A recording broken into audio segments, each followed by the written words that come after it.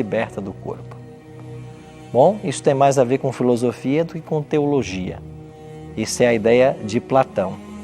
Foi Platão, esse filósofo da antiga Grécia, que falou a respeito do corpo e da alma, o dualismo platônico. E quando a pessoa morre, a alma se liberta da prisão do corpo. Mas isso é platonismo, não é teologia.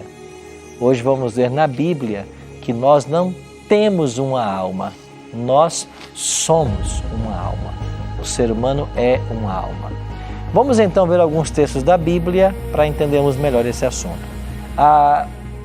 O que Jesus comparou à morte de Lázaro? Evangelho de São João, capítulo 11, versos 11 a 13. Então vamos aí. No capítulo 11 de João, nós temos o episódio da morte de Lázaro. Suas duas irmãs, Marta e Maria, ficaram muito tristes pela perda do irmão. Jesus veio então, e aqui nos versículos 11 a 13, assim diz a palavra de Deus, página 718 da Bíblia que estamos usando. O texto diz assim: isto dizia e depois acrescentou: nosso amigo Lázaro, o quê? Adormeceu, mas eu vou para despertá-lo. Disseram-lhe, pois, os discípulos: Senhor, se dorme, estará salvo? Jesus, porém, falara com respeito à morte de Lázaro, mas eles supunham que tivesse falado do repouso do sono. Nesse texto está claro que Jesus comparou a morte a um sono. Quando a gente dorme, a gente entra num estado de inconsciência. E às vezes passam-se 7, 8, 9 horas e você não percebe. De fato, a gente fecha os olhos e abre, e o tempo já se passou. Porque quem dorme não tem consciência do tempo. Quem morre também não.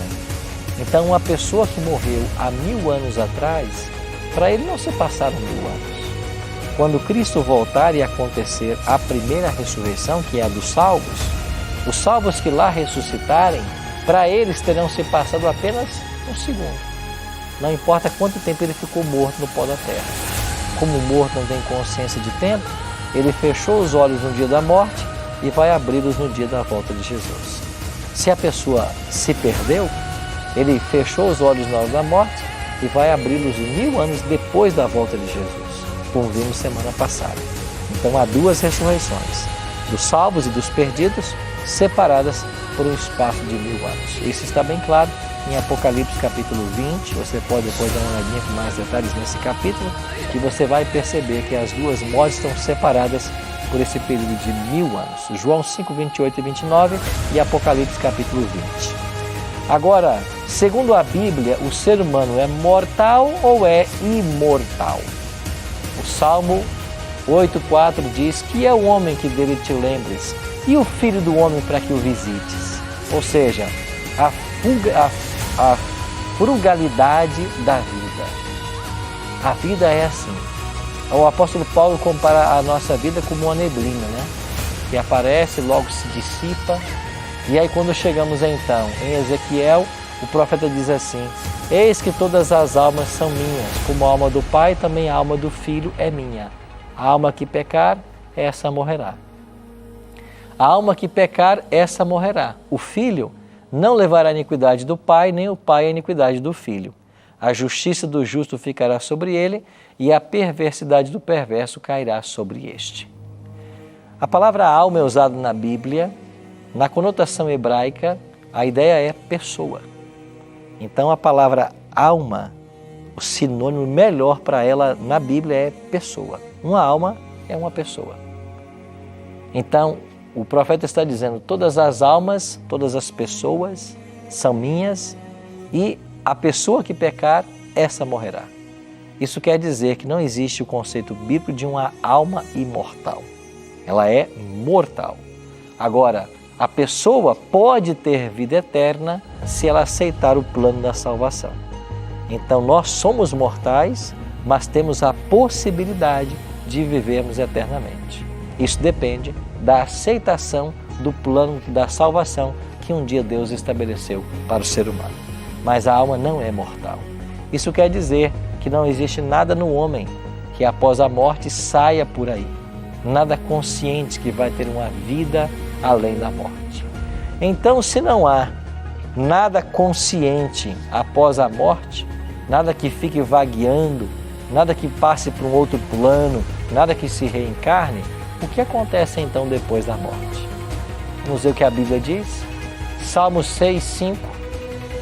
Pois na morte não há recordação de ti, e no sepulcro quem te dará louvor? Quem vai louvar a Deus? Uma vez morto? Não pode.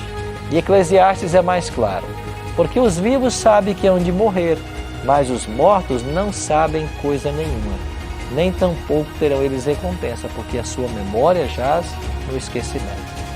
Então, os mortos não sabem de coisa nenhuma. Esse verso está deixando claro do estado de inconsciência após a morte. Isso, conectado com João capítulo 11, fica claro que a morte é um sono, como Jesus mesmo chamou. Aliás, não só Cristo, né? Vários textos na Bíblia vão comparar a morte a um sono. O apóstolo Paulo também fez essa comparação. Agora, como é que Deus formou o ser humano? Nós, para entendermos bem a morte, temos que entender como é que foi a vida. Como começou a vida? Gênesis 2:7. Então formou o Senhor Deus ao homem do pó da terra e lhe soprou nas narinas o fôlego de vida e o homem passou a ser alma vivente. Então, nós não temos uma alma, nós somos uma alma vivente, porque vive. E para que esta alma vivente pudesse existir, aqui temos dois elementos, o pó da terra e o fôlego de vida. O pó da terra é essa parte